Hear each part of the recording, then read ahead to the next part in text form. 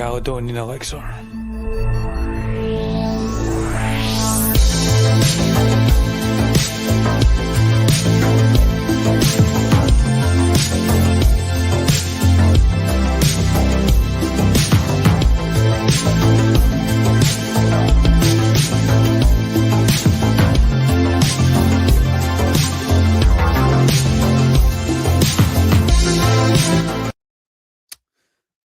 Live from Glasgow, Scotland. Welcome to the Caledonian Elixir.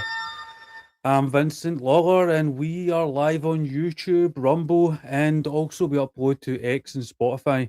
And don't forget to hit the like and subscribe button.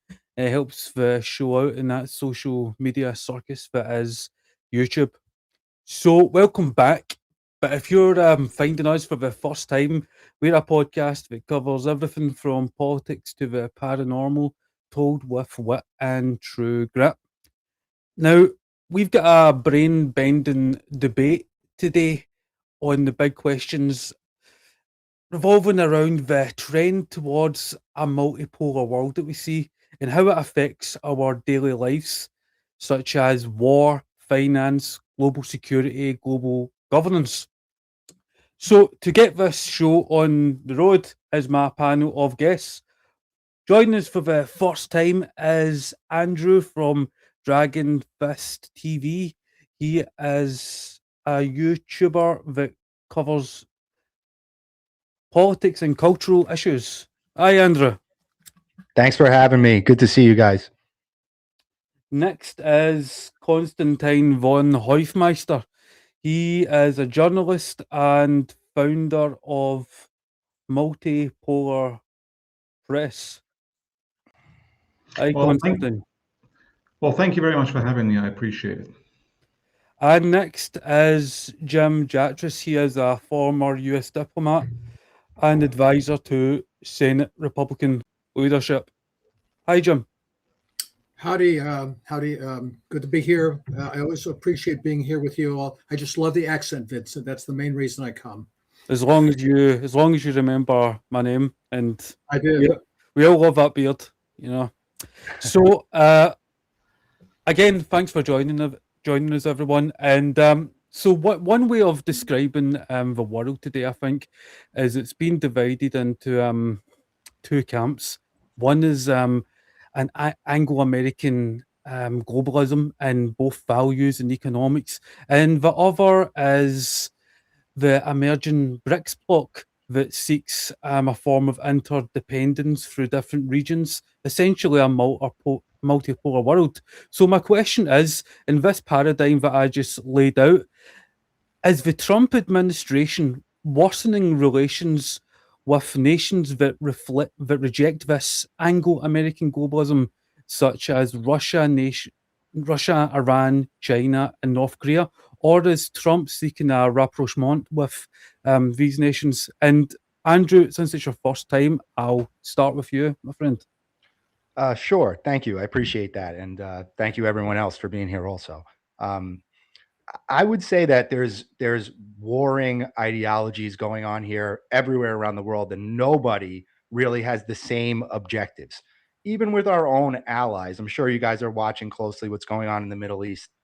It's very difficult for us to negotiate any kind of peace when we have allies like Israel going after their own objectives, right? And this isn't like a secret. Like most of these countries have their political objectives listed on some website. For America, it's called the National Strategic Defense Plan. It's up on the government website. For Israel, it's called the Greater Israel Project. So everyone has their own, and I believe that Russia also and China have some type of plan of what they want to see executed globally up for everyone to read. It's just most people don't, including myself. I'm not saying I read all there, but they all have conflicting goals. So of course, the United States, and that's how people were able to predict. I'm sure you saw people predicted that Trump would attack Iran. Because if you look at the National Strategic Defense Plan, it needs to be done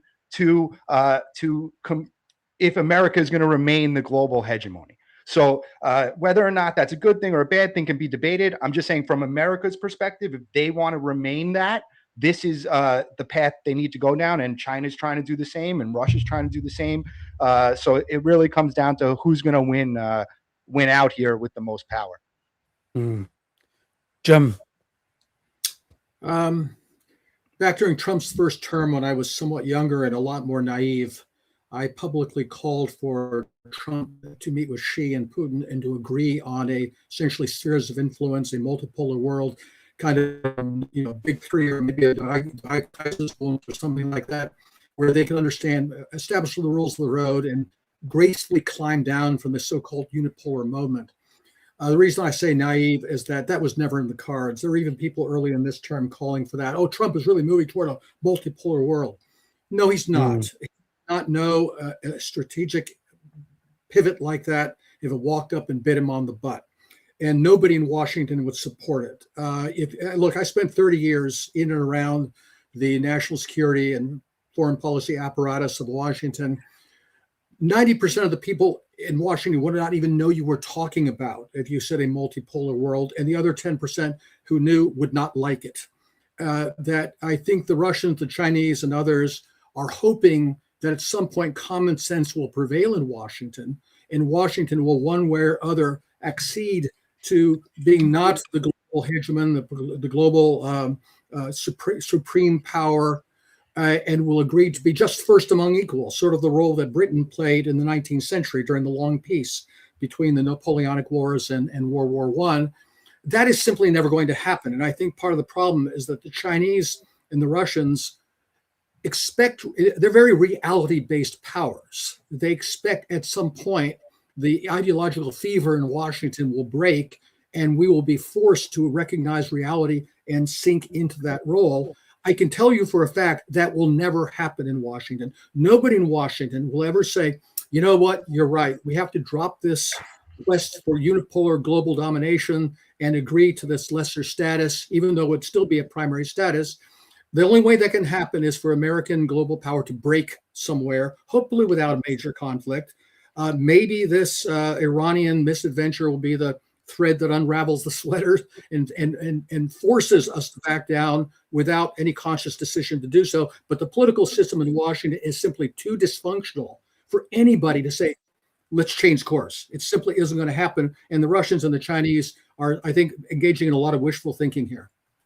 Yeah, and I maybe would like to turn to what is taking place in the Gulf and in Iran later, because Trump's interpretation, perception of war or the events over there seem to change by the day. Constantin? Well, you're talking about multipolarity. I always call it Darwinian multipolarity because I don't believe in this like multipolar vision that some people advocate, where like at some point in the near future we have different poles and they sort of have this sort of arrangement to have like global peace because nobody wages war on each other anymore. I don't think we will ever have this, because the Darwinian principle still holds. I mean, we're still biological beings, and states are basically like organisms that act like organisms. And I think it would be quite unnatural, to be honest, if the United States would just voluntarily give up its hegemonic status and say, okay, right, we don't want to be the hegemon anymore. We're just going to be a regional power. I think that's silly, right? Obviously, it's not going to do it. But because of Iran, I don't want to get into it because you want to discuss it later, just quickly, because of this Iran debacle, America is already forced into this position, but it's not willingly going to go there by itself. Because in my opinion, America is it's a dying empire. It's like a wounded animal. And we know like wounded animals are the most dangerous animals they are. And as every empire in decline in history has shown, if you have a superpower that is going down, it's going to lash out. And you really have to watch out. And it's quite clear. I mean, I was never under the illusion that Trump was somehow pro multipolarity. I just thought that through his actions, he would somehow further the multipolar cause. And I think this is what is happening right now. It's like in Faust, like Goethe's Faust, the famous play, you have the character of Mephistopheles. And they say of Mephistopheles that he is sort of like the entity that always tries to do bad, but in the end, the results are always positive. And this is how I view Trump now, like Trump's misadventure in Iran, because unwillingly, by desperately trying to hang on to the hegemonic status of the United States, he's basically furthering the multipolar cause and demoting the United States to a regional power, which is what the end result will be, I think. However, I do think he was seeking a rapprochement with other nations, at least initially. You know, you saw that he was trying to warm relations with Russia. And I know we've discussed in the past, Jim, that there could have been ulterior motives behind that. Andrew, if you disagree with anything that's been said, because you've never been on the show before, you can jump in and hear your thoughts. But Andrew, you know, there's been many people in the US who believe that globalism will bring about the US as a nation state. And I can recall media personalities such as Alex Jones stating this point for many years. In fact, here's a short clip of Alex himself. Sure. The previous world order is irreversibly becoming a thing of the past. One could say has become a thing of the past. The president of the Russian Federation just a few hours ago today came out and made a truthful statement. He said the monopolar world order that was set up after World War II, where the United States was the dominant force in the world, is over. And that the globalists that have been running America have basically driven the rest of the world away from us. So the very same globalists that have hijacked America with the private Federal Reserve in 1913 and the expansion of the deep state in 1947 with the National Security Act of the CIA, up into what we see today with Homeland Security and Mayorkas directly at war with our very sovereignty and existence, now attempting to start World War III with the Russians, is a manifestation of the globalists that have been not just enslaving us and using our money and treasure and energy. That was pausing on my end, but I think I played fine for you. However, yeah. I think for this Republican administration, the very globalism that Alex Jones was talking about exists. And I think you see a neoconservative strategy of full-scale domination, confrontation, embargoes, war, and increased surveillance. And I'm sure, I think President Trump also said quite recently that we can't afford Medicare, Medicaid, daycare because we're fighting so many wars. So is this the golden age of nationalism that so many Trump supporters voted for, Andrew? Well, my question would be this, and I think, Constantine, everything you said was absolutely exactly perfect and how I would have said it. You know, I was waiting to make that point of why would we? And I was going to ask Jim, like you had said, maybe we'll take the common sense approach. And I was going to like, how is that the common sense approach for us to give up global? Like, why would we do that? Like Constantine seemed to understand, like nobody's going to do that. And I think only we're looked at to do that, where if it was Russia or China that was the global hegemon, this wouldn't even be a question. No one would expect them to do that. They just definitely wouldn't. And I think that's part of the globalist plan of what Alex Jones is talking about. Part of it is this information warfare of making us look a certain way. Everyone, you know, not as bad as Israel, but a lot of people hate the United States. And that's on purpose. So I would ask you guys, sure, if you want to move into a multipolar world of equals, can we stop subsidizing everyone? Would that be okay with you? No more money from the United States? Because we basically give money to every single country that at least is relevant in this conversation. So would you guys be okay with getting $0 from us and we all being equals? Is that cool? I'm just asking. I definitely would be in favor of that. And I actually recently saw a clip of George W. Bush comment. And we would have the money that he said we don't have. We just have to stop giving it to everybody else. It's not that we, it's not the war that's costing us the money. We give out money like it's like it grows on trees, and we need to stop. So, Andrew, do you think that President Trump is strengthening institutions such as NATO, or is he weakening it?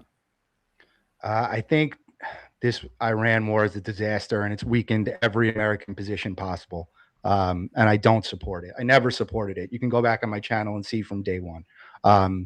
It was a huge miscalculation. I think we were dog walked into it by Israel. I think Trump thought it would be over as fast as Venezuela, and it's going to define his presidency. So yes, I think all the institutions that you are referring to have been weakened. Jim. Yeah, I think it has been weakened, but with regard to Constantine's point, that was not its purpose. He was trying to strengthen. He was trying to look. They've said this in so many words. What they want to do is shift the burden of the Ukraine war against Russia.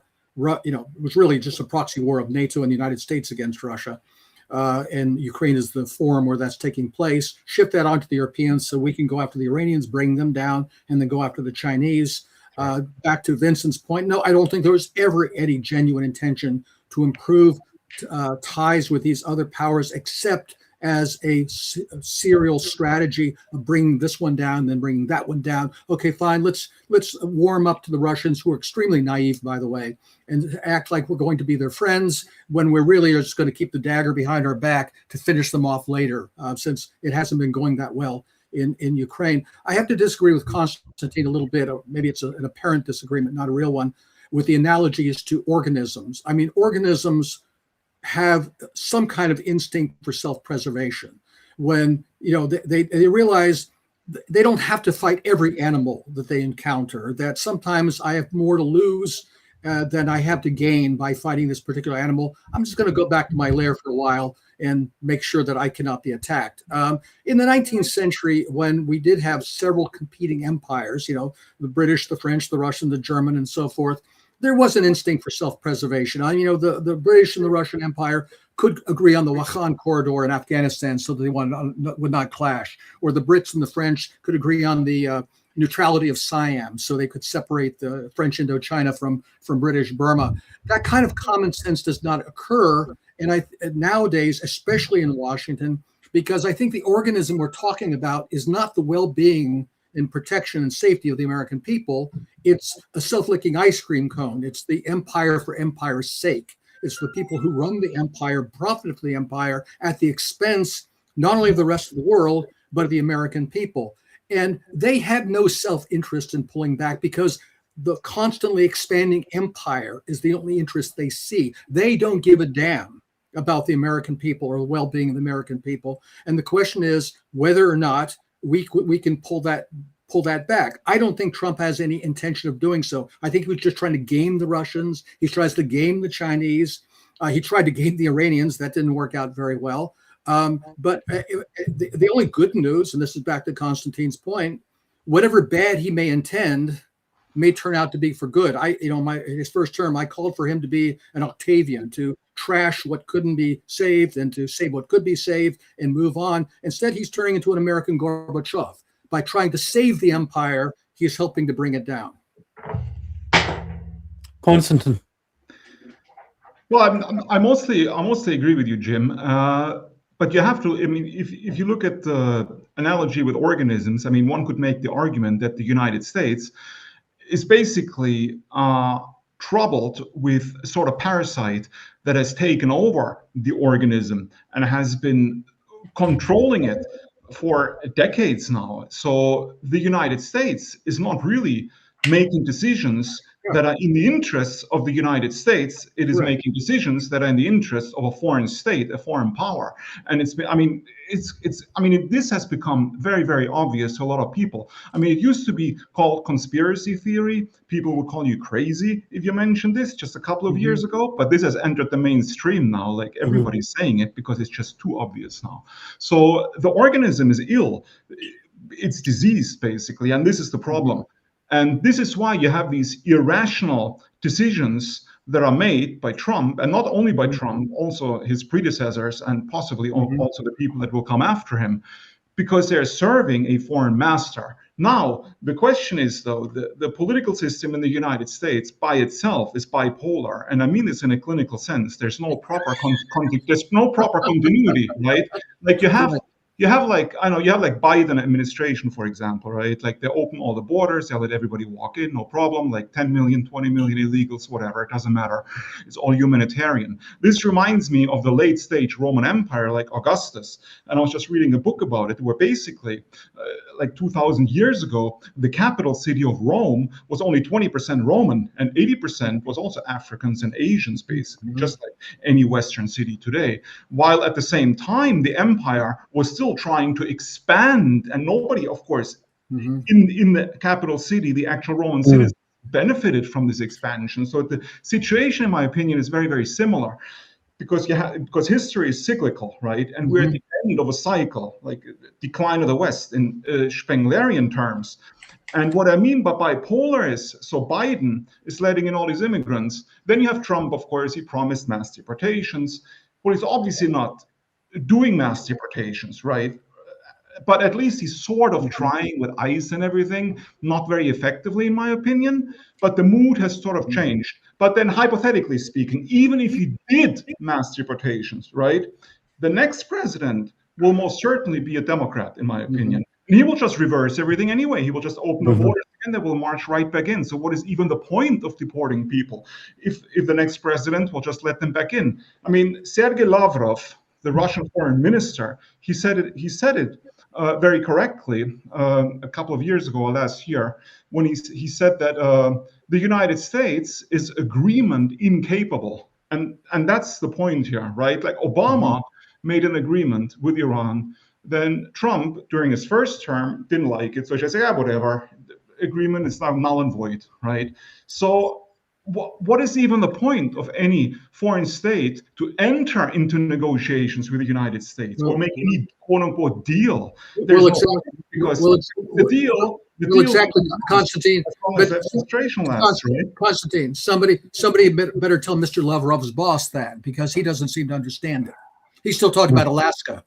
Right. Yeah, but I mean, he's not serious, obviously. Right. I'm not so sure about that. I don't think he's serious, and I don't think he's ever seriously considered like taking Alaska back. No. I mean, no. But yeah, he's talking about the understanding he thought he had with Trump and Alaska. Right. Okay. How naive can you be? Yeah, well, yeah, very naive. No, I'm in 100% agreement with you. 100%. Like, I don't even know why they still bother negotiating, to be honest. But the Russians with the Americans, right? And no, I know they did. I know. Kushner and Witkoff. They said Kushner and Witkoff over there. What are those people smoking? Yeah, well, no, I agree with you. It's quite silly. Do you know that's another one I want to get to a little bit later. But it is interesting, Constantine. You alluded to the migration. I mean, right now in the UK, you've got riots a few miles from where I am.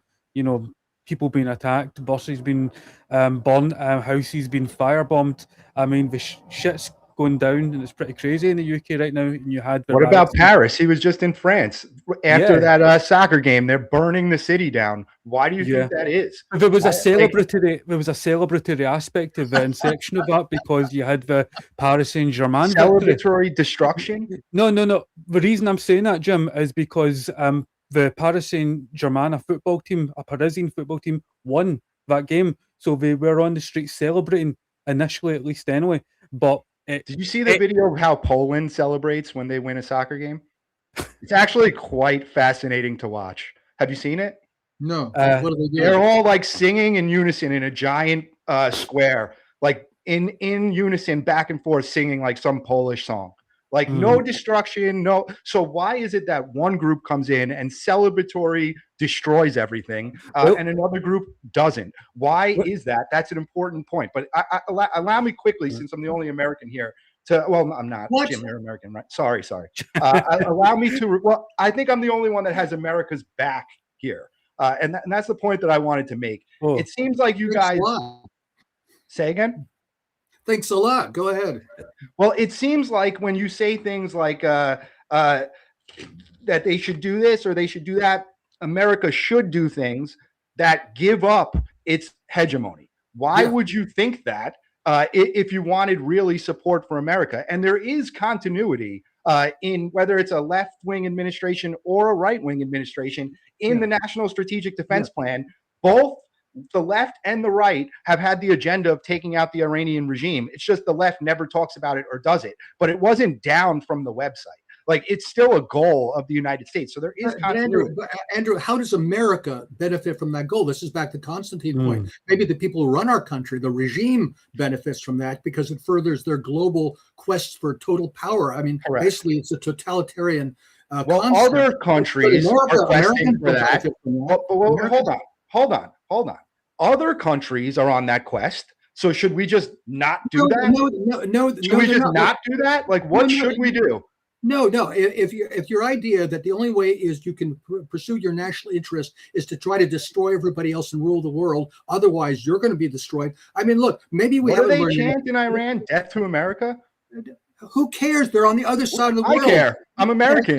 Has nothing to do with it. But this goes to the point that I really wanted to make, which is the reason things are becoming more multipolar, just let me get this one point out, is because it's becoming cheaper. We see this in Iran to wage war. So this is a big problem for the United States. No, it's not. You can wage war now with drones. You can, yes, it's a problem for the United States hegemony. Andrew, nothing to the United States and have never done anything to the United States. We're the ones over there messing up their country. They're not over here messing up our country. Look, maybe we haven't learned anything since 1914 that you go to war to destroy people that we're in places where you have no interests. We have no interest in that part of the world. We're there to defend our client states, particularly Israel, which is more of our master state than our client state. It has nothing to do with the welfare and protection of the American people. If we does. You're just reducing it. It does. World, you'd have to go all the way back and look at every country's objective, right? And how things that are playing off in Ukraine and losing certain paths like the Strait of Hormuz or other straits that are near Ukraine. I have to write it down. I don't know the exact name. How this all plays into America losing its global hegemony. So it's important. It may not be the base level of why we're there, but yes, if we want to go all the way back to them. Andrew, empire here in the Western Hemisphere. We don't need to have an empire over there. You alluded to earlier on how we're crying, shouting death to America. Do you think they would be crying that, they would be shouting those things if it wasn't for MI6 and the CIA doing Operation Ajax, overthrowing our government in the 50s and basically taking over our national resources that leads to that Iranian revolution, and it leads to a chain of events of confrontation with the West? History is important. They didn't just wake up one day and start crying death to America. Do you think? So what do you want me to do? Self-chastise and give up global hegemony? Okay, yeah. So we made mistakes. I'm not doing that. I would hope that Trump doesn't want to do that. So because we made mistakes, we should give up our power? No, we try to do better. We have the power. We're not giving it up. That's you're dumb. Not speaking. And of course, we made mistakes. You're not speaking for the welfare of the American people. You're speaking for what Constantine identifies as the occupation regime that wants a global empire for its own benefit, nothing to do with us. You're actually endangering the American people, because the way this goes, if we pursue that course, we are going to blow up the world. Well, that's not even how I plan on getting there. So that's a straw man. If you ask me how I think America is going to keep the global hegemony, I would agree with you. We should back out of foreign wars and we should win the AI race. We should win the AI race. And that's how whoever wins this, it's like the new industrial revolution is going to be the global hegemon. So I actually don't think that we should destroy ourselves. Again, that's a reduced position. That's not my position. Andrew, I asked you a question earlier on as to when Trump was inaugurated, he made statements about this being the golden age of America. And when I hear Trump also make statements about how he can't afford Medicare, Medicaid, daycare, and yet he's setting out a $1.5 trillion budget for the military. Is this the kind of golden age of America that you want? No. I mean, I don't know what Trump's referring to specifically there, but again, I do think that winning this AI race would solve a lot of the problems that you're talking about. It would solve a lot of the financial problems with Medicaid and Medicare. I think cutting off foreign aid to all these countries that hate us, they all hate us. Look, even some Americans hate us. And this is part of that parasite that you're talking about. Part of the parasite is the rhetoric against America. It's in our institutions, it's on our university campuses, it's everywhere, and it weakens America. It weakens American pride, it weakens American strength, and it's information warfare. And I don't want to say you're fully suffering from it, sir, but you do have to have some view that America's like the bad guy here. And I'm not taking that view. Andrew, I'm sorry. I would like to comment on this. Like, sure. I completely disagree with what you said, that everybody who sort of criticizes the Trump administration now or the American establishment is anti-American. I would even argue the opposite. I would say people who criticize the Trump administration now, especially after what they did in Iran, and if you criticize the American establishment, you're actually pro-American, because I'm not American, but I don't speak as an American.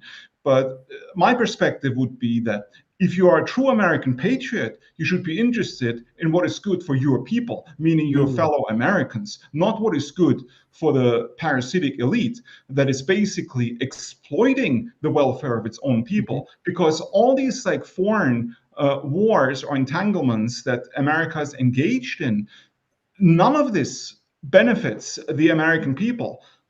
Like spending not billions, but spending trillions, 20 years occupying Afghanistan to get rid of the Taliban, and then you leave with the Taliban in power. What was the point of this, right? And I said that though, but there's a way to criticize America without making America the overall oppressor of the entire world and the devil. Right? America's like the devil, and you can criticize it the way I do and still love America and want it to win. How do you love America if you don't want it to be the global hegemon? What do you mean? How are you in America's corner if you want it to lose its status in the world?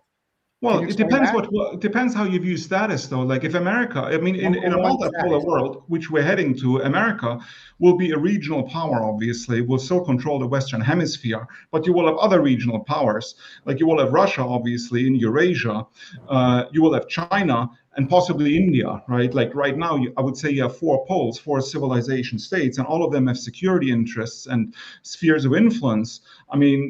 It's quite odd, though, right, and hypocritical if certain people criticize Russia's actions in Ukraine, but excuse America's actions in Venezuela. In my opinion, it's almost the same thing, right? Like they're looking out for their own interests in their backyard. And in my opinion, it's perfectly legitimate if you look at it from a realpolitik, from Bismarck's perspective, and not from some kind of romantic, moralistic viewpoint, which is rather silly. So if America was a regional power and only took care of its own interests, its own hemisphere, I think even the American people would be better off. So it would be beneficial for the American people if America lost the hegemonic status, because it's sort of imperial overstretch that it's engaged in, similar to what the Roman Empire did in its last days, in my opinion. I don't know what sorry, Constantine, I don't know what happened to Jim there. Jim's connection has been a little bit patchy now and again. Hopefully he'll rejoin in a moment. Constantine, there he is. Constantine, you were at Trump's inaugural when he was re-elected, and I remember you were describing that. So yeah, you supported the re-election of Trump. So I was a massive supporter of Trump. I even wrote a book about Trump, like praising him, basically, like called Esoteric Trumpism, was published 2 years ago. And I was at the Watergate Hotel, like the pre-inaugural party there. And then I watched the inauguration. So, and J.D. Vance was there, Steve Bannon was there at the party. I supported all of them, but it's all over now, in my opinion. You cannot. Yeah, really, Andrew, I don't think anyone here is anti-American. I just think we've got a different interpretation of what the Trump administration is doing, and if it's actually benefiting the American people. Like, I would like to, again, I'm not American, but I would like to see, instead of 1.5 trillion being invested in bombs to blow the shit out of people around the world we'll never meet, I would like to see it invested in American infrastructure to help the American people. And I think Jim Jatras thinks similarly, and so does Constantine. And we would probably like to see America impose its will on other nations less than it does, but not become a nation of that completely draws away from the world. You know. Yeah. So, but you know what? I would like to read. I would like to read out a quote that is written by Alexander Dugin, and I found it quite relevant to the discussion, and I was surprised when I read this. He wrote that the development of capitalism has reached a natural limit, and there's only one natural pathway left for the world economic system, and that's its collapse. And that's something I would have expected to have, you know, be written by Karl Marx and not Dugin. And yeah, you know, I've got a video, a clip here of Dugin I would like to just play. Just give me one moment. China is so much bigger economy than Russia is, with so much bigger military than Russia is. So if you're saying that you're not able to beat that we... That's not Alexander Dugin. That's too good looking to be Alexander Dugin. Yeah. Yeah, is that Ursula von der Leyen, Jim? Yeah. Is that, yeah? I think it was that? Ursula von der Leyen. No, it wasn't. Wasn't No, Ursula? it wasn't. Was it? Right. Anyway, so you'd think it. Sorry, I'll just turn to my thoughts prior to playing that clip. You would have thought it was a self-evident truth that from reading Dugin that we're in a multipolar world, and you know, I think the financial and political class, you know, it's a global network of elites in a sense, and it's always been that, albeit in the last couple of centuries, it's been hyper-centralised maybe in the City of London, Wall Street, and the Bank of International Settlements. So my question is, and I'll put it this way, do you think we're moving towards a post-Western-centric global economy? It depends who wins the AI race. That's what I think the big thing is here, man. Like, yeah, America may be on its down. You know, in history, this may be how it goes. But if we succeed here, I think whoever succeeds here is going to be the new global hegemon. And I don't think it has anything to do with the way things are currently playing out here. I think it's going to be a whole new economy that we can't fully predict. But it is changing. It's making it more multipolar because as AI becomes more accessible, people are going to be able to use it for nefarious reasons, right? So countries like Iran are going to be able to hit us easier and cheaper than they already can now with the drones. So I think that's the big problem here. Trump can spend trillions on the American military, but if people can spend 20,000 on a drone, it's like, and do the same damage, if not more, because the psychological damage that comes, like, it's bad. It's bad for America, but I still want America to win no matter what. So that's my position. I don't know if that answers the question. Constantin.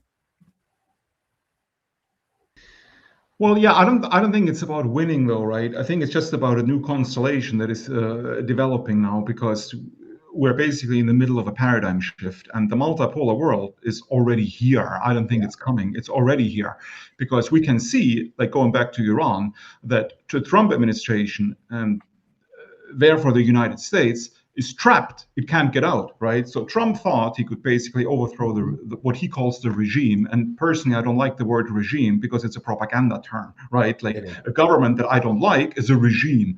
But my own country has a government. My enemy is a regime.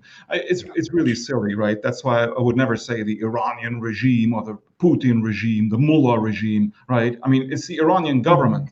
He thought he could just overthrow the Iranian government like he did in Venezuela in 3-4 days. That was the plan, and move on. Well, obviously it didn't work. And it's quite clear that Iran won this war, because, I mean, the war is pretty much over, in my opinion, because Trump is trapped. He can't get out. So he can bomb again. He keeps threatening to bomb Iran again. And he did yesterday, like, I suppose a little bit, not like full scale. But even if he goes like a full scale bombing campaign on Tehran again and other sites in Iran, Iran's going to retaliate, and it's going to hurt the global economy even more than it is already.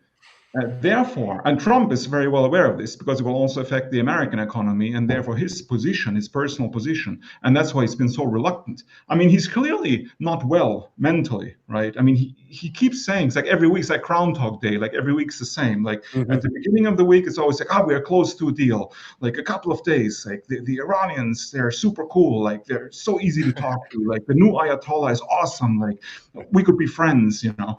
Yeah. And then, there is obviously a lot of manipulation. Right, but this has been going on for months now. It's ridiculous. It's grotesque. And then like 3 days later, he like loses his patience. He has like a bad day. He's like, oh, I will bomb the shit out of them. Praise No. What happens in those 3 days? He said that today. What happened? Like, why does he praise Allah all the time? What is this?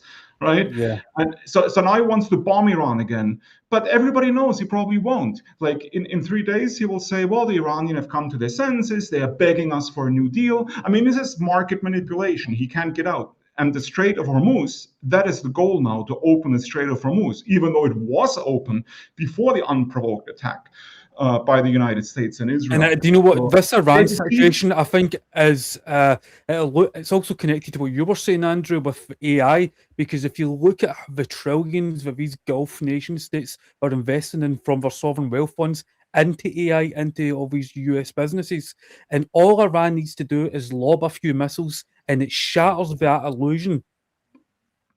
But to what Constantine is saying, he missed one point. He says Trump says we're close to a deal, and then 3 days later he bombs them. But you left out what happens every time in that 3 days, and this was the initial point. But he doesn't bomb them. Israel strikes. They strike each other. So Trump is getting ceasefires, and then Israel doesn't listen. They don't want to end the war, and that's why we can't negotiate when our allies don't have the same objectives as us. This was my original point. Yeah, I don't think Israel is America's ally, though. I think they would. Me neither, but we're acting like that in negotiations. Andrew, I agree. Andrew, what were the objectives of the United States of the inception of the war with Iran? The objectives, I believe, in the very beginning, they changed quite a few times, but I believe they came out and said it. The first thing they said was that it was defensive tactic and Israel was going anyway, was the first thing that they said. And then they tried to work it back and say they can't have a nuclear weapon. There's 60% enrichment. But originally they admitted it. They said we're going because Israel's going anyway. I heard them say it. And I remember thinking to myself, what the Was regime change an objective? But was regime change an objective of the US at the It's always the objective of the US. When we attack a country, usually if it's like in a war stance like this or Venezuela, we practice shock and awe. Right, which is we come in, we hit you hard, we cut off the head of the snake. We saw this in Venezuela. We saw this actually done in Iran when we got the Ayatollah on the first strike. So this is always the tactic of the United States. The problem here is this is a known thing, and Iran responded perfectly. So the way you respond to this tactic is by decentralizing power. So they broke that, and the whole topography of the country is mountainous. So I think Trump also didn't take this into account. So Andrew, but you said that the objectives of the United States and Israel are different. In what way? Because Israel wants regime change, the United States wants regime change. Israel wants to enrich uranium out, the United States wants to enrich uranium Israel out. wants the Greater Israel Project. That's why they won't get out of Lebanon, even though Trump is telling them stop fighting. Say again? So is Trump. Trump tells them stop fighting in Beirut. Stop. They won't stop. You can see he's getting pissed. He's having calls with Bibi. Israel does not. Bibi specifically does not want to end this war. He will probably be indicted. Show. Go ahead. Sorry, Jim. It's a punch and judy show. This is all for show. They have the same objectives. They don't like each other personally. Trump has a short-term interest in trying to get his mammary gland out of the ringer it's caught in, but that's not, so he has a short-term tactical difference with his boss Bibi. But the fact is the ruling establishment that Constantine talked about, it's binational at least. It's not like Israel's our boss or we control Israel's proxy. It's one big ruling class that is in both countries. And the idea that there's all this daylight between us, or for that matter, between us and the Europeans with respect to Russia is I think just wrong. Look, before I was a Trump America firster, I was a Pat Buchanan American firster. And and contrary to what Andrew is saying about, we have to dominate others, I think we should be assertive with our literature, our real interests are concerned. And we should not, when we don't have any real interests, for example, stealing Greenland. I think it's a great idea, actually. I mean, the Danes stole it from the Norwegians anyway, frankly. If I had that plan, I could Greenland in 3. Trump has screwed that up particularly too. But I think underlying all of this discussion, we haven't really gotten to yet, is the ethnic factor. And not the one that Constantine alluded to, but the fact that, as Samuel Huntington pointed out, most Americans no longer have a concept of who they are as an ethnic group, as an American ethnos, that's why we have minority ethnic interests, not only Jewish, but also we saw during the Balkan Wars, people in the Balkan region, they had their thumb in the pie. We've even had people here saying, well, we need to counter the Jewish interests. Let's get Muslims in America so they can balance out the Jews. I mean, which is insanity, I feel. We've lost any sense of who American people are, who we are as an ethnos, what our interests are. And instead, all we have are corporate interests and minority ethnic interests that control our policy. Until we fix that, none of this is going to make any sense. 100%. But back to He's 100% right. Andrew, back to your point, I don't think Trump is opposed to the Greater Israel Project or Israel being the hegemon of the Middle East. Just allow me to, I'm going to respond to that, but I want to respond to what Jim just said because it's very important. What he's describing is part of the information warfare that I was talking about earlier. So part of it's one big program designed to destroy America. So the open borders facilitates that, right? They say diversity is our strength, but that's a big lie. Diversity is not a strength. Homogeny is a strength. You need to be able to talk to your neighbors. There's studies. If you can't speak the same language as your neighbor, your pride in your town, in your area, in your local area goes down. The amount you give and invest in infrastructure of that town goes down. The amount you care about that town goes down. And your arguments, you have less in common with your neighbors. So this is an attack on America. I'm telling you, we're getting attacked from every angle, and this is part of it. And what is the solution then, if not the deportations or to close the border? Because that's how they're infiltrating this part of the attack. 100%. I would like to add something to this. I'm in 100% agreement with Andrew. It's obviously an attack on America, this immigration, but it's not just an attack on America. I think it's an attack on the entire West, because the situation in Western Europe is exactly the same with Australia, Canada, New Zealand, and so on.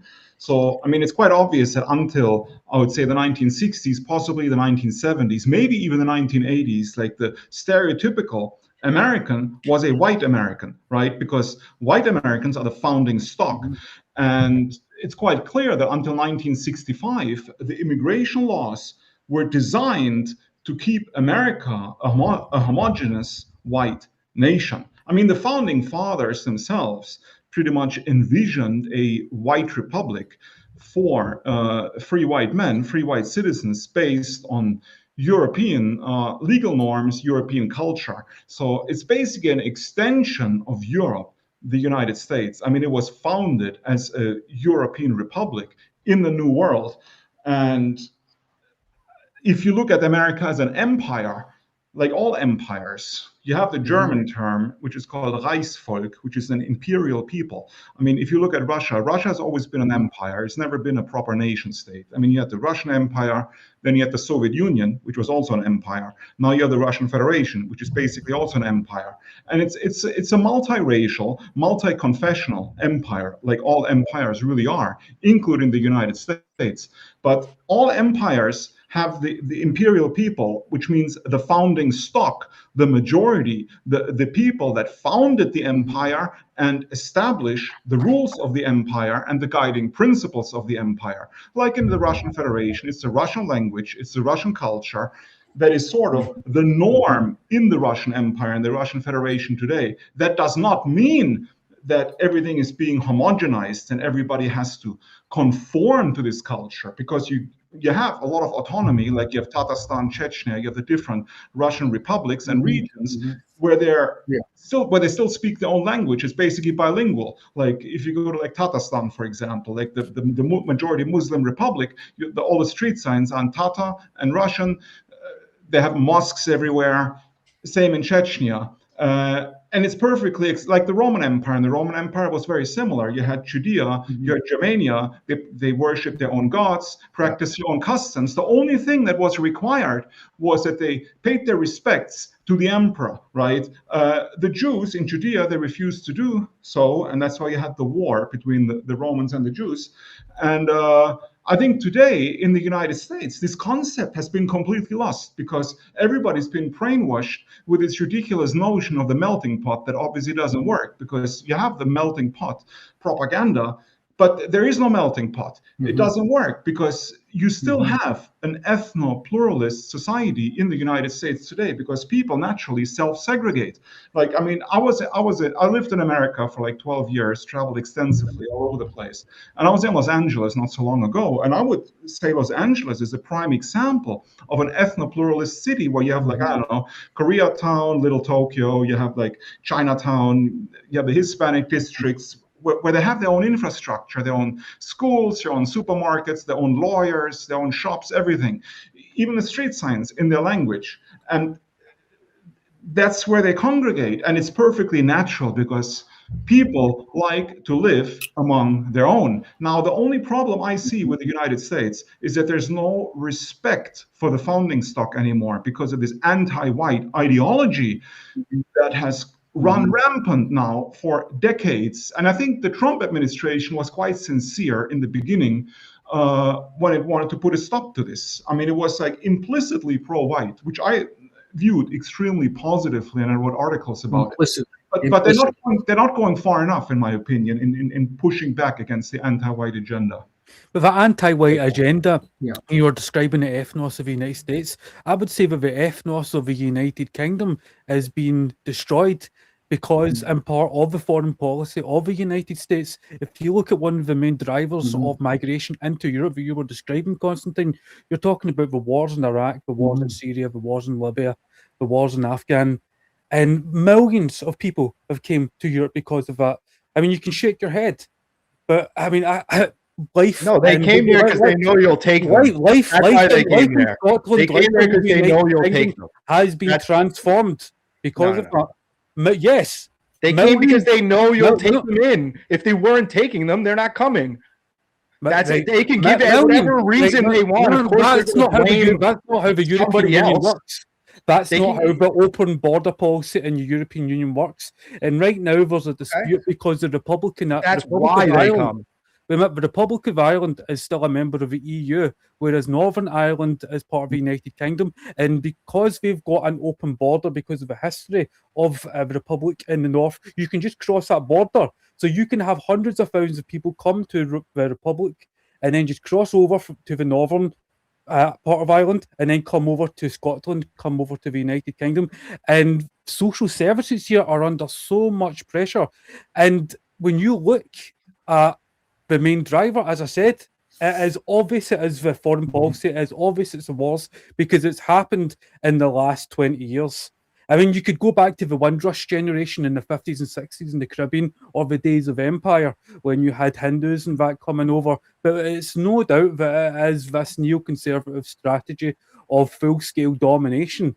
And I would like to turn it back to what you were saying earlier, Andrew, about there being a difference between Israel and the United States in terms of Iran and the objectives of the war. Because I think that Israel and the United States have the same objective. They have Israel as the hegemon of the region and to overthrow the Iranian government. Am I wrong in that assessment? Yeah, I think that Israel wants the war to go on when Trump wants it to end immediately. So that's a pretty big difference in objectives. The final goal, I think, of Israel is to have the United States also out of the Middle East. I could be mistaken, but I think what Israel is trying to do is take over all our bases, and eventually we're actually weakened and forced to retreat, I think, is the actual sick goal of Israel, and what they want. And then they will actually have achieved the greater Israel project. I agree with that. I can pull it up. I don't know exactly what it says, but I'm pretty sure it wants to control all of those bases in the region, not us, Israel. So there's a different objective. They don't have the population and manpower to do that. If there's no America in the Middle East, there's no Israel. They cannot do that. They can only with American support. Back to the ethnic factor, and this is where we do agree. I agree with Andrew on this. We obviously disagree on how that relates to empire. You know, Steve Taylor's phrase, invite the world, invade the world. There's a symbiosis. Jim, your line is really bad. Must be your Starlink. Sorry. Yeah, it's really patchy. Okay. Could you log out and come back in just to see if it improves it? It's difficult to make it a sentence. Yeah. While he does that, Vincent, allow me to respond to what you were saying about the cause being the wars.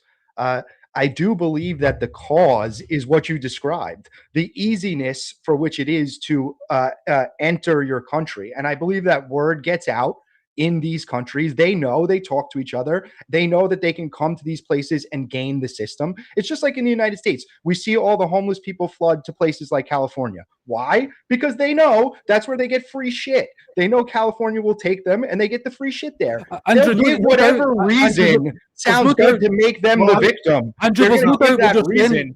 There's no doubt what you're saying is true, because in the UK there is such tumult and upset about something along the lines of 50,000 illegal immigrants coming into the UK via the boats every year. However, legal migration into the UK last year was 1 million. So well, that's the whole point, though, Vincent, right? I mean, legal migration is a much bigger problem than illegal migration. It's the same in Germany, by the way, because everybody talks about illegal immigrants. But the real problem are the legal immigrants. And I would like to go back to what you said. I mean, I agree with you, Vincent. Like, these imperialist wars of aggression in the Middle East, they're causing the refugee crises, and they send a lot of people to the West, Western Europe, United States, Australia, etc. No, I agree. It's quite obvious. But you have to separate that from the anti-white agenda, because the Western governments is not just the United States, it's all of the Western governments, every single one of them, without exception. They all have an anti-white agenda against their native population. And this is independent from the imperialist wars that send the immigrants in, because you have immigrants in countries also that are not engaged in any of these wars, right? And they're still getting immigrants. So like Denmark, for example, or I don't know, Norway or Iceland, you know, like I mean, I don't know, is Iceland an imperialist aggressor nation? I think not. And they're still getting the immigrants. And you still have the anti-white agenda. You still have the commercials nowadays where, like, you always have a black guy with a white wife and mixed-race children running around. So, but Constantin, who's advocating this? Is this the marketplace? Is this for commerce? Or is there more? It's for commerce. But it's not for commerce, though, because you're they're actively losing money by doing this. Like, you had the Peter Jackson Lord of the Rings movies. They were massively successful, billions of dollars profit. Now you have this crazy. The sequel, the Amazon sequel, where you have like black hobbits and Chinese elves, you know, like a cast, and nobody wants to watch it. People don't like it, but they're still doing it. They're still pushing it. It's an agenda, and they will push it even if they lose money, right?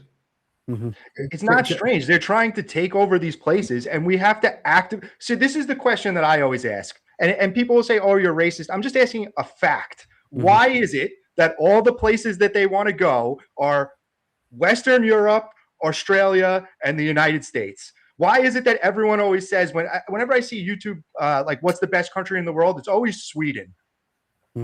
Why is that? What does Sweden have? What do all these places have in common? Australia, the United States, Western Europe, Sweden specifically. What makes these countries what they are? Is it the white people? I don't know, but they seem to have built good societies everywhere you put them, including Australia, which was all our criminals that we dumped on that island, and they still made a good society. And we just want to let other people come take it over that fucked up their own society? Who would do that? That's really dumb. Like, they can come if they want to assimilate, but the dominant culture, which I think is to what the other two panelists were referring to, needs to be that American culture. We need to respect the founding stock. We need to, or we're going to lose it. You know, it's interesting. Right now in the UK, the riots are in part caused because an Irishman was almost beheaded in the street. They say in the media that he was stabbed, but his eye was plucked out and his head was almost taken off. But I need to be careful because there's a lot of mess going on right now. What about Novak? What about that guy Novak? Andrew, that man, I think he was Sudanese, but he traversed 7 European countries to get to Ireland. Actually, Somali he was. By the way, no, Constantine, he was Sudanese. They thought he was Somali, but it turned out he came from Sudan. Oh, okay. By the way, the argument that they're making is that, well, he came over because of conditions in Sudan, but he travelled through 7 safe EU countries to get to Ireland first.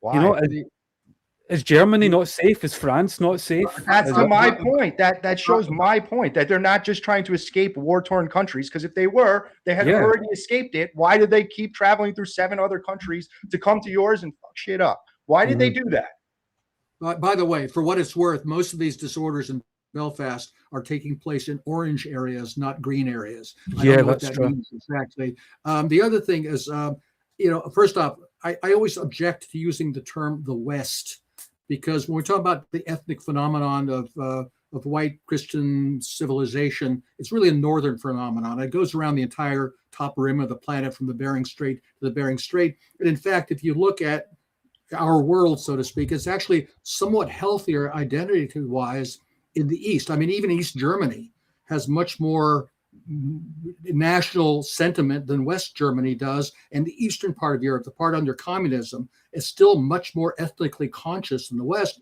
And actually, the worst place is the United States. I mean, at least in European countries, there are Englishmen or Scotsmen or Frenchmen or Germans or Poles or Russians who know what they are. If you ask the typical non-hyphenated American what he is ethnically, he doesn't know. If you're Black, you know who you are. If you're Hispanic or Jewish or Greek or whatever it is, you can give your, if you're hyphenated, you've got an identity. But if you ask a non-hyphenated founding stock American, what are you ethnically? He honestly does not think he has an ethnicity. He might be aware that he's white, which is part of ethnicity, but it's not an ethnicity by itself, because obviously, English and Germans and French are white too. But if you ask him who he is ethnically, he does not know what you're talking about. And if you tell him, well, you're an ethnic American, he will argue with you and tell you he does not have an ethnic identity. Well, everybody's an American citizen, or it's really very bizarre. So I actually, in some ways, have more hope for Europe than I do for America. That's the result of the information warfare, what you just described. That's the result of it. And I'm proud to be an American. I would say that is my nationality. Just let me say one thing about his comment about the West, because I love that term, the West. I'm going to tell you why.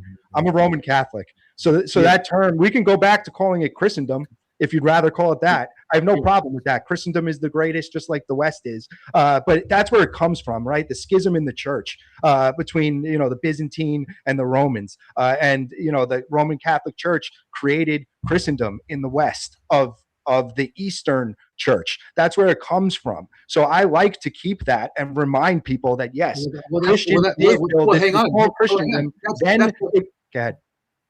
Well, that's why I disagree with you, because what you're doing, as somebody from an Orthodox perspective, is making an enemy out of the other half of Christian civilization. You've tried to destroy us for 1,000 years. And frankly, we don't appreciate it. Yeah, well, personally, I'm an online guy, so I'm cool with all the Orthodox sometimes your love for us has been a little on the violent side. In any case, what I'm saying, the reason I prefer North is because I want to see a unity of European Christian civilization. If we divide it solely in the West, and that's one reason why our civilization has been a war against itself, at least for a few hundred years, maybe longer. And I think that's part of one reason why we're in such perilous shape. Fair enough. I would agree with that. Would you be cool with going back to calling all of it Christendom and giving the credit to all of it, the Orthodox and the Catholic? Christendom as a civil, and I wouldn't even. I'm a very tolerant guy. I'd even include the Protestants. Look, it's as a civilization, I'm happy with the term Christendom.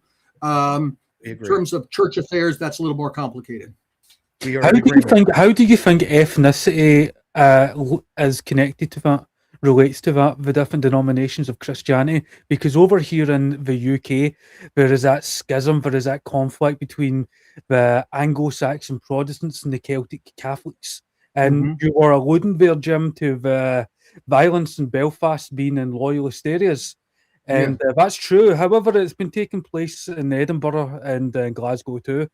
It's been taken, and then you had the Southampton riots. But you're right. And if you go back to the history of the UK and the history of Ireland, that conflict between the Catholics and the Protestants is a conflict that goes further back between the Anglos and the Celts. And you've read that book that I read, Constantin, that you had published by Lovecraft. He was alluding to that as well. And he was despairing over the violence in World War I between the two great Anglo empires of Germany and Britain. But yet, how there are so many Celts in Ireland and Scotland who basically wave the Prussian flag, the German flag, because they despise the English so much. Right. Well, I just wanted to go back to what Jim said earlier when he said that he has more hope for Europe than he has for the United States. Like, I actually take the opposite view. I have actually more hope for the founding stock of the United States, like white Americans, than I do for Western Europeans, especially in the European Union. Because like what they're doing in the United States, like you said, when you ask a non-hyphenated American what ethnicity is, he won't be able to tell you a lot of times because he doesn't consider American an ethnicity.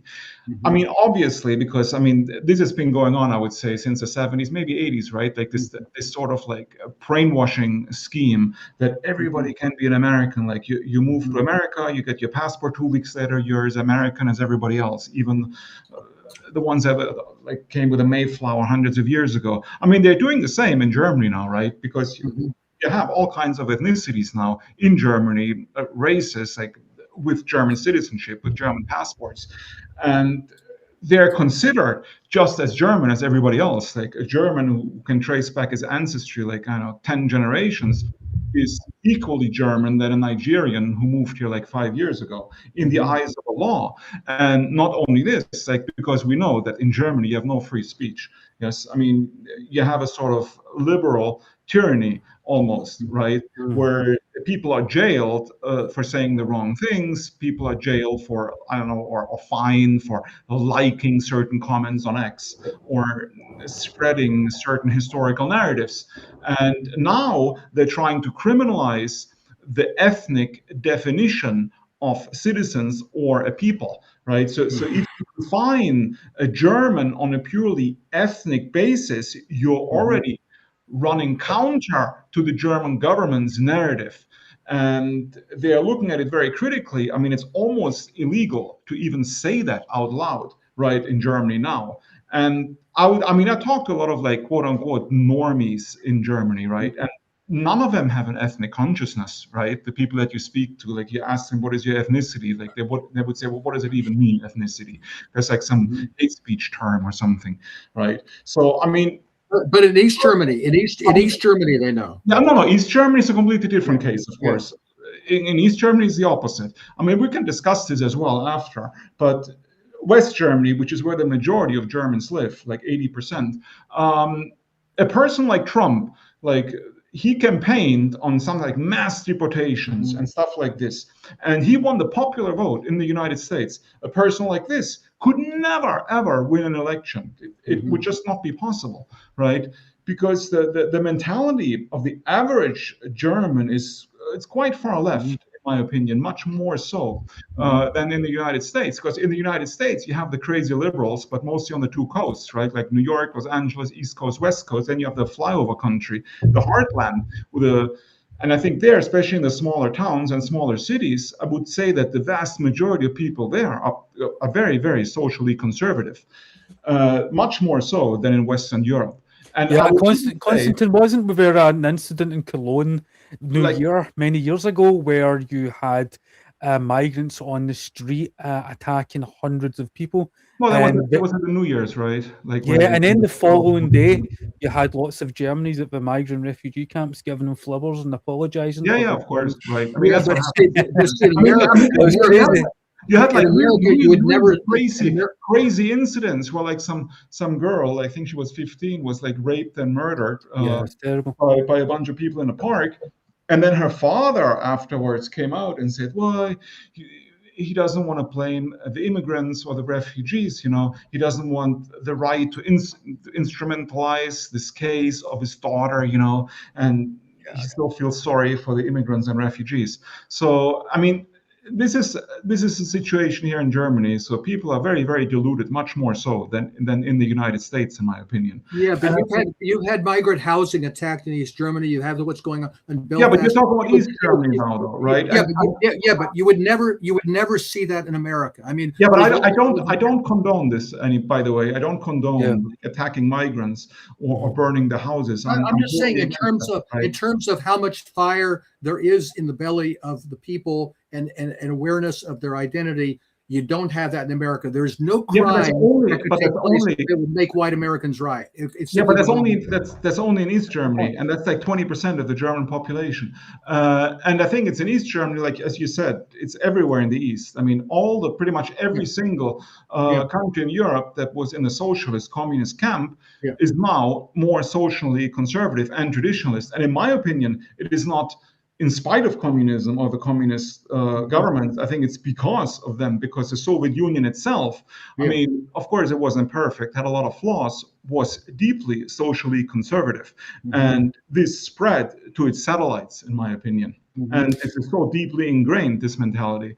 Even Russia today, if you ask them, they're stopping liberalism from Ukraine. Like, I'm not saying Putin's based, but if you ask them, they don't want transgenderism. They don't want social depravity that they see in Ukraine. That's what they say, if you actually listen to them. Do you know what? I want to actually turn to Ukraine just after this this question. No, I was saying it's still like that. But do you know what? Before that, I want to say, because right now, again, in the UK, migrants' houses are being firebombed and families are being dragged out of our homes, and there's like hundreds of people in the streets going batshit crazy. So, I mean, I don't advocate for any violence towards any group of people because of ethnicity or religion. I just think you got to be very tentative, very careful when you bring a large body, a large group of people to another nation and expect them to quickly integrate. Because that leads those tectonic plates of ethnicity to, grind against each other, and then this madness happens.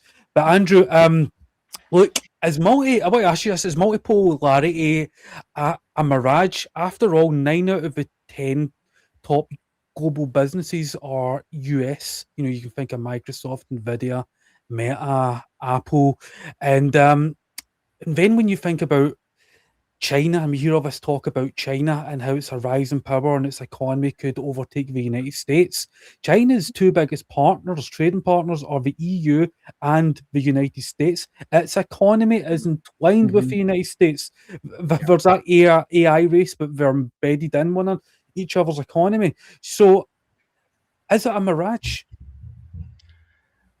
Well, there's so many levels to it. So, like, if we're talking about military power, if we're talking about economic power, I mean, America's still number one, I believe, and we can pull up, whether it comes to like GDP or how much we subsidize other nations, whether we're talking about economic power or military power, which does bring me to just a quick caveat, because I don't want to skip over it, about the Iran war, because someone did say that you think that America's losing this war. And I just want to point out that may be the case, but also it is the case that America could win this war if they really wanted to. That's also the case. So, like, you have to give him some credit that, he said bridge and power plant day that one time, and then he didn't do it because he didn't really want to hurt the people there. He said he wanted to destroy the civilization. That's genocidal language. It's a little bit more he's using their own rhetoric back to them. As I already cited, death to America is common rhetoric in Iran. When did Iran say the US civilization will speak their own language that they understand? When has Iran ever said they're going to destroy the civilization? This is part of the problem. They've never said that. Iran has never said, and the Ayatollah has never said that the civilization of the United States is about to be destroyed. When's the Ayatollah ever said that? What does that mean? I'm talking about the United States. Yeah, so Trump was countering their rhetoric. He was trying to make them back down, which they didn't. I thought he was going to bomb the power plants. I really thought that. I was like, oh man, I hope this doesn't happen, but he's going to do it. And then he didn't do it. No, he said that an entire civilization is about to be destroyed tonight. That was his comment. That's genocidal language, man. That's not alluding to just blowing up power plants. He didn't do it, right? So I'm pointing to the fact that it was rhetoric. It was rhetoric, and it was the same rhetoric being used by our enemy. Why didn't they do it? So Because why are we Pakistan- bad, but they're not bad? Pakistan and China got involved. This And is that's why that he didn't rules do it. for everyone else, but not rules for America. Like the citizen thing that Constantine is talking about. Certainly, if you go to Japan and you become a Japanese citizen, nobody thinks you're just as Japanese as everyone else. It's stupid. It's a dumb concept. Nobody thinks if you go there and you have a baby while you're in Japan by chance that baby's Japanese. It's not even a word. Nobody would ever say it. It's so stupid. But when it comes to us, we have different rules we have to follow. And it's the same thing you're talking about. Yeah, he said it. He should say death to Iran if they say death to America. Like, it's not different rules for them. You said you wanted everyone to be equal. The difference is, didn't do Andrew, it. Andrew, the difference is, Andrew, the difference is, Iran doesn't have Iran. Right? Iran doesn't have the ability to destroy the United States. Right. So we didn't lose. We're just not destroying them. So, like, they should give us some credit for that, not say we lost. Wait a minute. At that point, Trump made that Truth Social. The United States was bombing the shit out of Iran. And then the president of the United States says, unless Iran surrenders, we're going to destroy their civilization. There's a big difference between that and Iran defending itself. What is the difference? Well, Iran's defending itself. Iran was the one attacked. What is the difference in the rhetoric if he didn't do it?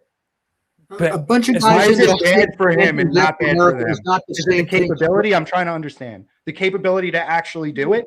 Is that the problem? It's the capability, but it's also a bunch of street demonstrators letting off steam by shouting death to America is different than a head of state that has the capability saying we're going to destroy your whole civilization. I mean, I'm it's pretty sure the mullahs say death to Israel, death to America.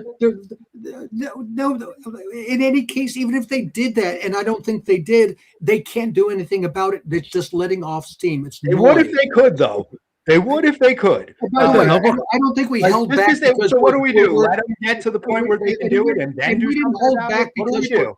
And we're worried. We're not worried. We didn't hold back because we're worried about killing people. It's because the Iranians would say they would destroy the entire infrastructure of the Gulf and plunge the world economy into a depression for 10 years. They can retaliate much more harshly, no matter how hard we bomb them, unless we wanted to use nuclear weapons. Which, by the way, I think the Iranians will eventually get to that point, which is why I think the Iranians probably will get a nuclear weapon in the not too distant future, because it's the only way to guarantee their security. That shows how boneheaded this whole damn thing was, supposedly to stop them from getting a nuke. Now they're likely to get one, to open now the strait, which was open before we started the damn war. Agreed. It was a fiasco. Exactly. But you can't defend it by saying, I want to stand for America. I don't want us to be the bad guys. Well, then stop acting like the bad guy. Well, again, you're reducing it to like this latest encounter when this goes back very far. Yeah, it does. The United States were the bad guys. You were overthrowing the government. We gave chemical weapons to Saddam Hussein to kill that's what I'm saying. You got to go all the way back. It's a global issue, right? Russia was involved in Afghanistan. We trained Osama bin Laden ourselves. Like, this is complicated stuff going on here. Yeah. So I'm not going to not take America's back. Like, this is like, you ever see the guy that like whips himself and he like chastises it? Like, is that what you want me to do? I don't understand this like anti-American rhetoric. I'm not doing that. I want to stay away from them as far as possible. Why are we playing in that sandbox anyway? Me too, but how come my saying it comes off where I still love America and yours doesn't? I also want to get out of the Middle East. I also don't agree with the war. I've been saying it all night. Was a diplomat for the United States. I don't think I'm not defending it. When did I say that was defending the war? I defended the rhetoric. The Marquess of Queensberry rules. We've been so nice because we don't want to kill people. I mean, he said we lost the war. That's a different thing. I'm not defending the legitimacy or the morality of the war. I'm saying we didn't lose it. We're in the middle of negotiations. We don't know what happens. You haven't accomplished any of your objectives. It's not over. So why are we so quick to say America lost? That's my question. Because you haven't accomplished any of your objectives. It's not over. Why do they get to say they won? I thought you were in a ceasefire. Again, my point. Why do they get to say they won before it's over? President Trump said the war's over. You see, the war's a bad idea, but you still want to win it. Well, if we're already involved in it, what should I do? Hope we lose? Yeah. Why would I do that? What did Ronald Reagan do when those Marines got blown up in Beirut? Did he dig down and say, we got to go win this? Or did he say, damn, that was a big mistake. Let's get the hell out of there, which was the smart thing to do? Yeah, I still think that we have an extreme economic pressure on Iran. We are blockading also the Strait. It hurts them a lot more than it hurts us.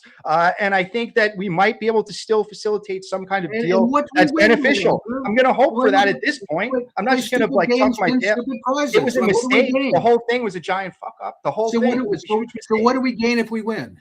What do we well, gain even if you make a deal with Iran, the Strait of Hormuz will never have free passage anymore. That's simply not going to happen. That's a fact. It will be controlled by Iran, and they will impose a toll on all the ships that will pass the Strait of Hormuz, even if they decide to open it.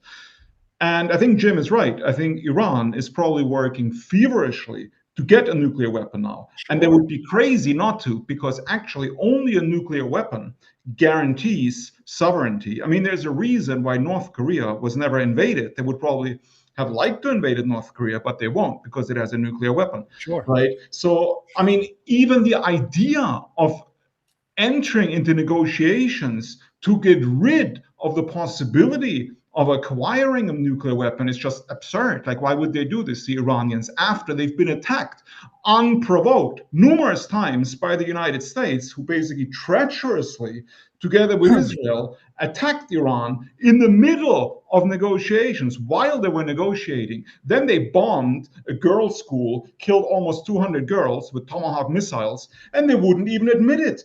And they didn't apologize. I mean, this is just despicable. I'm sorry, that's despicable and shameful. That's a grade A war crime, right? I mean, there's no way around it. And they should have admitted it. It makes them look really, really bad in the eyes of the world. I mean, that's really, really bad in my book as well. And I think a lot of the Iranian protesters, the people that protested against the Iranian government, I think a lot of them are now firmly behind the Iranian government after this crime, right? Because, I mean, you can't say, oh, we are here to liberate you, now rise up against your government, as Trump did on the first day of the attack, and then immediately kill 200 girls, right? And then expect the people to like side with you against their own government. That's ridiculous. Like really? Like, you're right. There's no excuse for this. It's terrible. It's the worst thing you could have possibly done. Not admitting it and not, I mean, they should have at least said, in my opinion, the Trump administration, a Hexeth or whatever, they could have at least said, okay, it was a mistake, we miscalculated, we deeply regret it. And, you know, that's what you normally say, but nothing. They even blamed the Iranians, or the Iranians did it themselves, right? Well, and the Iranians blamed us, right? I don't know. I wasn't there, so I don't know what exactly happened. But yes, everybody knows what happened. Huh? Everybody knows what happened. How? Tomahawk missiles. How does everybody know? Because only Iran doesn't have Tomahawk missiles. Okay, but even if that is the case, I agree with everything you're saying. I want to get out of the war. I'm not like I'm not supportive of this. I think it's the biggest mistake Trump could have possibly made. I think it sucks all the rest of his political power away. He can't do anything now. He can't push an agenda on anything else that would actually help us, because immediately people are going to be pointing the finger at him. He has no political wiggle room, none.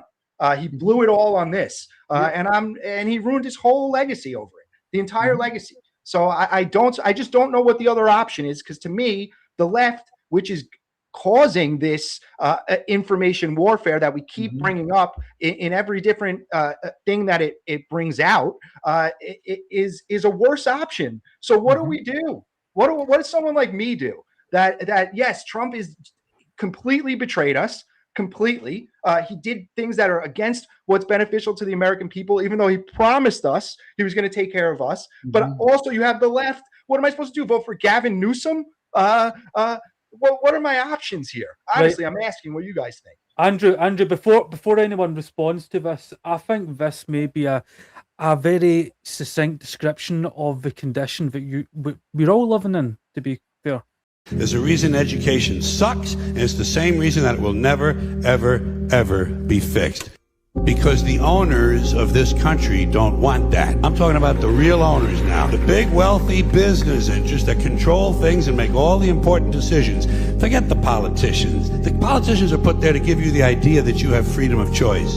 You don't. You have no choice. You have owners. They own you. They own everything. They own and control the corporations. They've long since bought and paid for the Senate, the Congress, the state houses, the city. So I think that's your answer, Andrew. You don't really have a choice. That is It's absolutely true. We just saw it with Spencer Pratt. Spencer Pratt was like 30% on Kalshi odds, dropped to like 1% overnight after Gavin Newsom said, "Oh, we're not worried about that election. We have a break the glass contingency plan," and smiled. And then 0 votes come in for Pratt overnight, and 20,000 come in for Mayor Bass. 0, statistically impossible. That's not how trends or statistics work. So they're doing it right out in the open, saying, no, this person is not winning. We have a plan, and we're just going to change the results. Sorry. So yeah, you have no choice. That is right. I think the Iran war is a lot more complicated anyway. I mean, if we factor in China or Pakistan, and it wasn't China that really wanted to upset the apple cart. When we compare things, if we look back to this through the lens of a multipolar world, it was Donald Trump that upset the apple cart. When you go back to his first term as president, he imposed the tariffs on China. China didn't want the trade war. When we go back to the war with Iran and the season of Maduro being captured and Iran being embargoed, that's bad for China because China wants things stable. They want that energy. And what Trump's doing right now is punishing China, in a sense. But any got any thoughts on that? Well, I think that's why they've tried to unalive him 7 times more than any other. He's always been against the establishment, but it seems like they got him. They finally got him, and now he's carrying out there. I really think Trump genuinely, this isn't what he wanted. He genuinely wanted what was best for that founding stock of America. I still believe that, but he got dog walked into this war. He's trapped there now, and they got him. The establishment got him, man. Yeah. Yeah, I'm of the same opinion. I also believe that Trump was sincere at the beginning with what he said. I also think he was manipulated into this war, and now he can't get out. And now he's making up all these like weird lies where he even says, "Oh, I never said no more wars," or something like this, right? I mean, he can't get out, and he ruined his legacy. His legacy is completely ruined. MAGA is ruined, in my opinion. There will not be a Vance. Vance will not be president. There's no way. Can't forget it. I think the next one. I think it's going to be. Rubio's got more of a chance than Vance. Is a real possibility as the next president, in my opinion. What did you say? Rubio, I missed what he said. Who'd you say the possibility? Yeah. Rubio. I think Rubio's got more of a chance to be a successor to Trump than Vance. What did Constantine say? Jim, I don't want Rubio. That's scary, man. That's scary, dude, because you see what he's doing in California. He has no respect for American elections. This is what I mean, is Trump is put us in a much more dangerous position here at home by allowing now the Democrats that are most likely going to win the next election. This is the worst possible scenario. The worst possible scenario. Well, there is a school of thought that, I don't agree with this, by the way, but somebody like Nick Fuentes said, vote for the Democrats, the worse the better, accelerationism and so forth. I don't agree with that either, because you have an overtly anti-white, anti-Christian, anti-American party on the left that could come to power. You have Trump, who has basically dropped the ball on what could have been at least a light, ethnos light policy of bringing back America. He's screwed that all up. And of course, for various reasons, including religion, all the people on that side of the spectrum in America, or at least most of them, are completely in bed with the crowd that's running the war and wants to serve the interests of another country in the Middle East. So, the idea that we're going to vote our way out of this mess, I think is a mirage. It can get worse, but it can't get better through the political process. And that's why, back to the Iran war. If I were in Moscow or in Beijing, I'd be saying to myself, the Americans have really got themselves in a pickle this time. This is a real chance that the American empire and the dollar-denominated financial system globally could collapse. And that would be good for us, Beijing and Moscow, because that would take down a country that's a big threat to us. Maybe they will be forced to come to terms with us. Instead, I think they're trying to see, they want what's good for business. They want stability. They'd like to see some way for this war to be over. I don't think they quite understand that they're preserving an enemy that wants to destroy them. And so I don't see any way out of this. I just hope we can get through this without a global war, but and there's a soft collapse of the American empire, kind of like happened with the Soviet Union, that allows a space for, in the wreckage, something like a real America to come back. And maybe that will happen. Maybe when you can't get cheap crap down at Walmart and Target for a lot less than it's worth, and gasoline's $10 a gallon, then people start saying, okay, where are real interests here? And because until all that unraveling happens, I think the band's going to play on until some big disaster happens. And the longer the day of reckoning comes, the worse it's going to be. Well, if there's going to be a day of reckoning, it will probably be due to what is taking place in Europe. So I would like to transition us to the last part of the debate, and that's the Russia-Ukraine conflict. And, you could go back to, 2014, the Maidan coup for the origins. In fact, even before that. But this SMO now has been going on longer than the First World War. And the territories that were enshrined in Russian law as part of the Russian Federation, Donetsk, Luhansk, Zaporizhzhia, and Kherson, still haven't been fully liberated or captured. And now we're seeing deep strikes in Russia, with something along the lines of 20% of Russia's export potential being severely damaged. So has Putin's strategy failed, Jim? Yeah, it has. Look, I have friends in Moscow, a pretty good connection, that they've been saying from the very beginning that Putin had no intention of winning this war, that he expected to make a show of force in February 2022, and the West would say, oh, I see, you're serious. We will meet your terms. And that mentality has not changed. You heard a lot of people right after the Starobelsk massacre that occurred recently, and there were some strikes in Kiev saying, okay, that's it. The Russians are taking the gloves off. They're going to take Kiev. They're going to destroy the Kiev regime, and so on and so forth, and put an end to this war militarily. And then nothing. And you still have Putin at the St. Petersburg Forum talking about the deal he thought he had with Trump in Anchorage. I mean, what is the man smoking? Now, there's some people who have a very, very malign explanation for this. They'll say that he's controlled by essentially the same kind of crowd that controls Trump in Washington. Maybe that's true. I don't know that it's true. At the best, he's a balancer between people who are westernizers who want to go back to the cozy world that has existed before so they can keep making money. You also have a lot of people making money in this war and want to keep the war going. You have other people, and you even hear people like Lavrov saying, there's no way there can be a diplomatic settlement to this war. He's a diplomat, saying that there's simply no possibility of making a deal with the West. So I think there's a real struggle going on in Moscow, but consistently Putin has been on what I consider the wrong side, because the longer this keeps going, and you hear people in Moscow say, oh, well, the Europeans are expecting to go to war with us by 2030. Well, if you want a self-fulfilling prophecy, yeah, keep this war going, let them keep escalating, and eventually we'll get to that point. I think this is madness. The longer this goes, the more bold the Ukrainians, the European powers get. I mean, those drones are flying through the Baltic states' airspace. And then the Russians warn of consequences, and there are no consequences, and they're just encouraged to keep attacking. Mm-hmm. Andrew, what do you think? Sorry, I was responding to someone in the chat. Can you just repeat the exact question? Has Putin's strategy failed in Ukraine?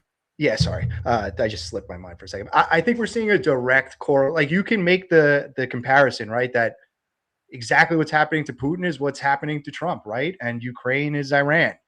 No one expected them to hold on this long. They thought it would be a much easier. They're a much smaller nation. They thought Russia would just come in and bulldoze them, and that hasn't happened. So I think this is just another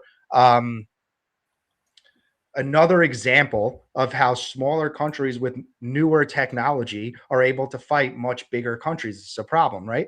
But it does help us a little bit in the China situation, as it may make China a little bit more hesitant to invade Taiwan, as they see what's happening to the United States, they see what's happening to Russia, and they may not want to have the same outcome. How this is going to end, I don't know, but I definitely see the correlation there. I see the commonalities of what's happening, and I think that's a global thing that's happening. Yeah. Constantin. Well, yeah, to be honest, I don't think the comparison Ukraine-Iran is appropriate, because I think the United States, the Trump administration, really tried to destroy the Iranian government. They just didn't succeed. Well, they killed the Ayatollah. The government is still there. It is still functioning. It is decentralized. But I think the Russians never really seriously tried to destroy the Ukrainian government, and they're still not doing this. And I completely agree with what Jim said. The problem is that the Russians have never established deterrence.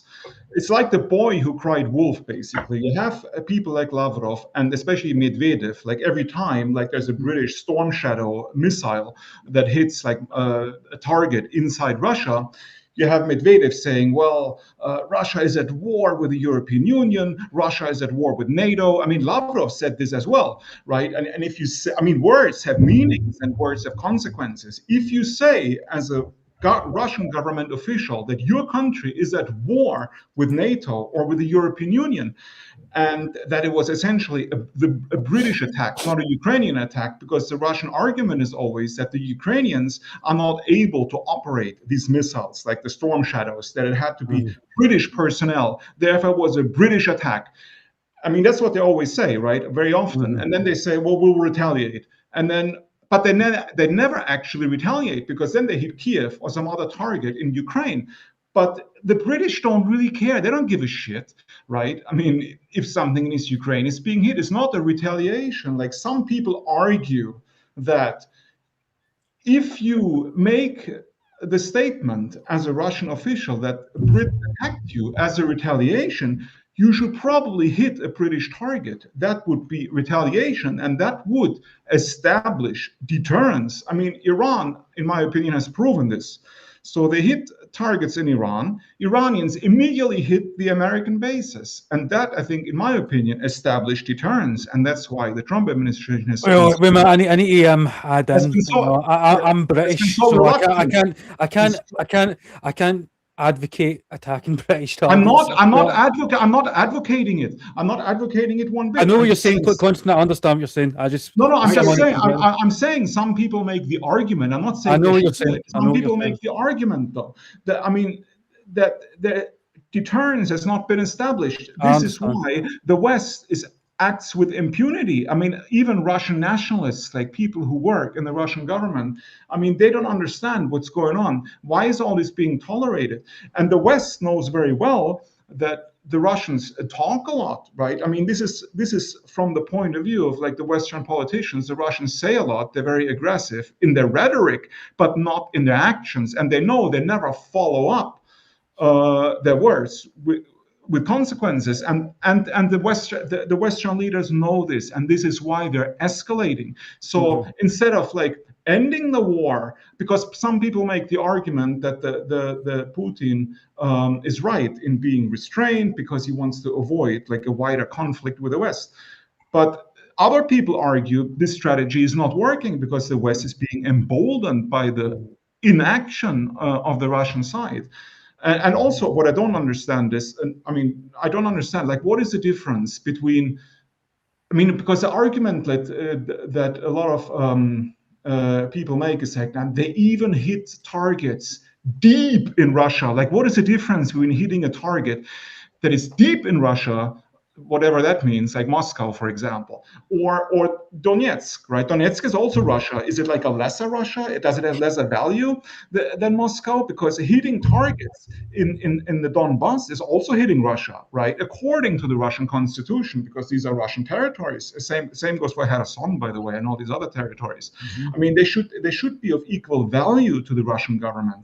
So it shouldn't really make it, some people say, it shouldn't make a difference to the Russian government whether they hit Moscow or Donbass, because they're both Russian territories.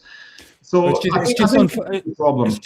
just unfortunate Stanislav couldn't join us today, because again, he's based in Moscow. I know you know him, Constantin, but he's in the Donbass quite regularly, so I would be interested to get his opinion. You know, it's just, I've heard the argument made that this is a war of attrition and it's a slow burn and the Russians are, you know, wearing the Ukrainians out.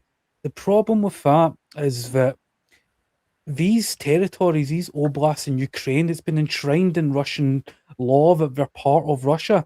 I don't believe that the Russian government would just willingly allow parts of their territory to remain in the hands of another country unless they had difficulty capturing them.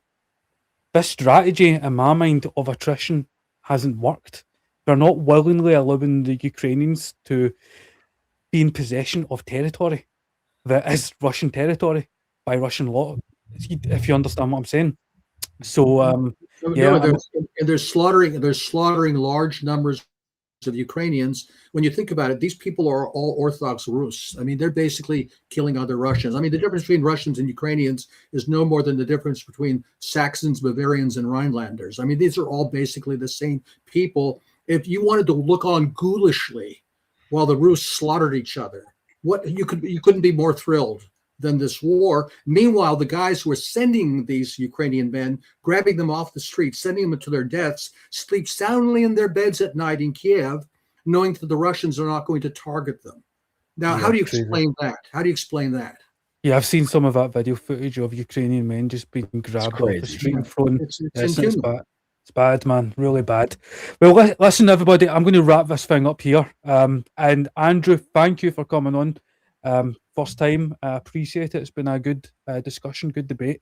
Thank you guys. I mean, I really, two great panelists. Thank you guys. I really agreed with almost all of what you guys said. So not much of a debate. I'm glad we're on the same page, though. I'm happy. Thank you for having me. Thank you, Andrew. Jim. Again, as always, thank you for coming on, and same with you, Constantin. Thank you for coming on. It's been a pleasure. Thank you, Constantin, Vincent. Great seeing you guys. God bless. Thank you very much. It was my pleasure.